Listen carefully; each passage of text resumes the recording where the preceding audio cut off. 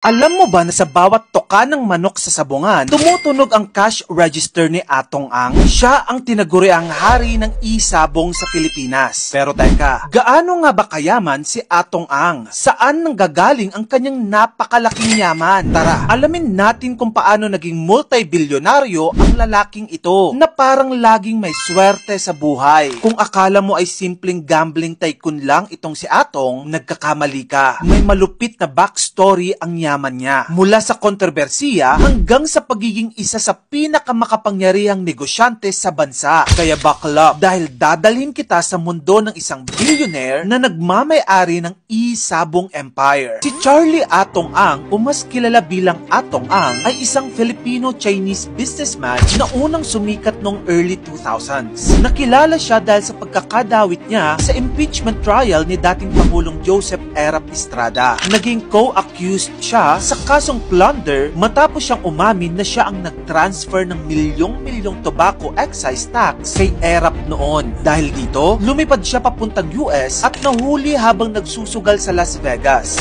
Na-extradite siya pabalik sa Pilipinas noong 2006 at kinalaunan ay nagkaroon ng plea bargain. Binalik niya ang 25 million na commission na kinita niya mula sa tobacco excise tax. Matapos ang lahat ng kontrobersiya, akala ng marami ay tapos na ang kwento ni Atong Ang, pero nagkamali sila.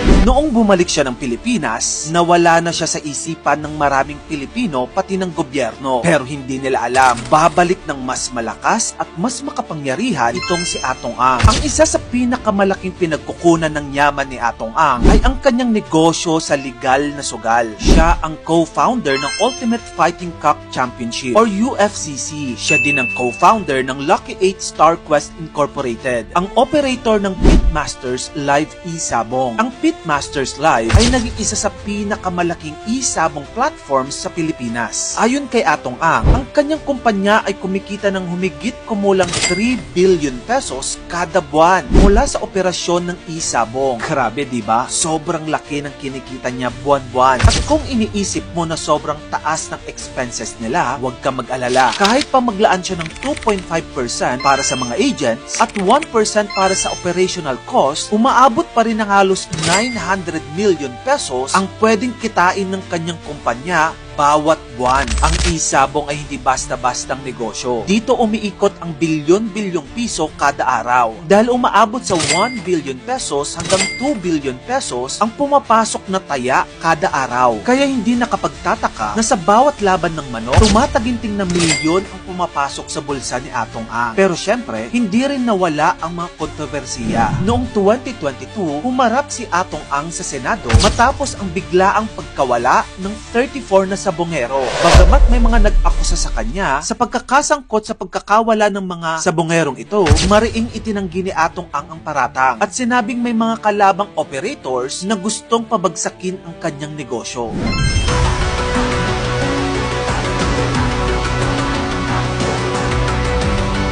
Noong 2018, mismong si dating Pangulong Rodrigo Duterte pa ang nagsabing tinapik niya si Atong Ang para tulungan ang gobyerno sa pagsugpo ng illegal gambling. Sinabi ko, Atong, ikaw ang number 1 na gambler dito sa Davao. Hintuin mo yung lahat ng illegal at tulungan mo ang gobyerno. Sabi nga ni Duterte, si Atong ang number 1 gambler sa Davao noong araw. Pero imbis na bumagsak, lalo pang lumakas ang negosyo ni Atong dahil naging legal operator siya ng sugal sa bansa.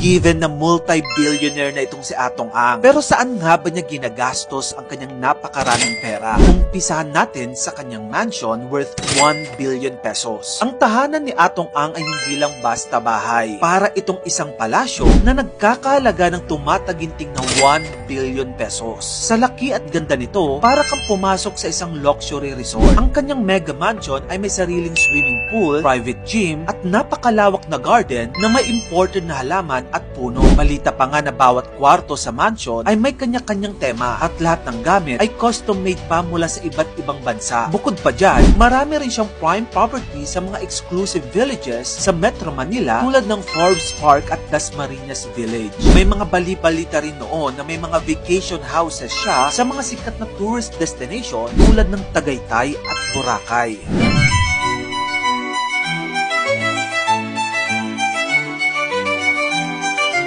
Kung sa mansion pa lang ay titirik na ang mata mo sa presyo, pagdating sa kanyang koleksyon ng mga luxury cars, siguradong mapapawaw ka rin. Ito ang ilan sa kanyang mga sports cars at luxury cars. Nandyan ang Rolls-Royce Phantom na nagkakahalaga ng 53 million pesos. Andyan din ang Ferrari 488 GTB na ang estimated price ay 27 million pesos. Nandyan din ang kanyang Lamborghini Urus na ang price tag 25 million pesos. Bentley Continental GT na ang presyo ay 21 million pesos at ang Range Rover Autobiography na ang estimated price ay 18 million pesos. Hindi lang yan ha, may chika pa na meron din daw siyang customized Mercedes-Benz Sprinter van na may sariling entertainment system sa loob at isang fleet ng mga SUVs na ginagamit niya sa kanyang mga business trips. Kung tutuusin, ang kabuuang halaga ng kanyang car collection ay umaabot sa mahigit 200 million pesos.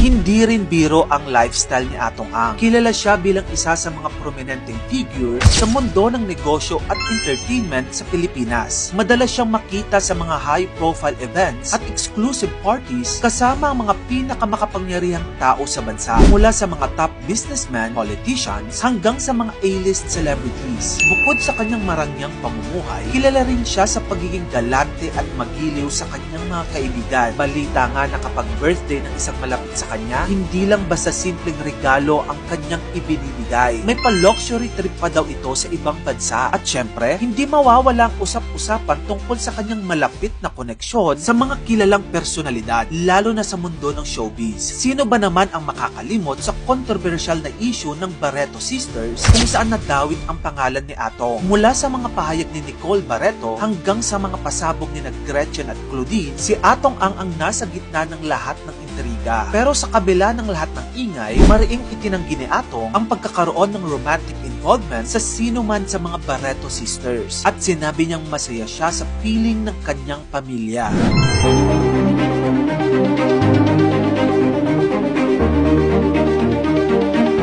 Ngayon, pag-usapan natin ang yaman ni Atong Ang. Ayon sa mga eksperto, ang estimated net worth ni Atong Ang ay 15 billion pesos. Yes, we're talking about billion. Pero kung isasama natin ang kita ng kanyang mga negosyo, lalo na ang e-sabong, maaaring mas mataas pa dyan. Isipin mo na lang, kung kumikita ang kanyang kumpanya ng 3 billion pesos kada buwan, hindi malayo umabot sa 36 billion ang annual revenue ng kanyang kumpanya. Of course, meron pa siya mga kahati dyan kasi may mga shareholders din ang kanyang mga kumpanya. Pero given that information, bilyon-bilyon pa rin ang kayamanan ni Atong Ang. At para lang din ma-imagine mo, kung ikukumpara natin sa isang ordinaryong Pilipino na kumikita ng minimum wage ng 610 pesos kada araw, kailangan mong magtrabaho ng mahigit sa 67,000 na taon para maabot ang kita ni Atong Ang sa isang taon. Grabe, di ba? Mind blown. Kaya kung tatanungin mo kung gaano kayaman si Atong Ang, isang bagay lang ang masasabi natin. He's on another level. Sa kabila ng mga kontrobersiya, napatunayan niyang kaya niyang maging matagumpay sa larangan ng negosyo. Mula sa pagiging kontrobersyal na figure nung panahon ni Erap hanggang sa pagiging hari ng e-sabong, talagang napaka-extraordinary ng kwento ni Atong Ang. Ikaw, anong masasabi mo sa yaman at kwento ni Atong Ang?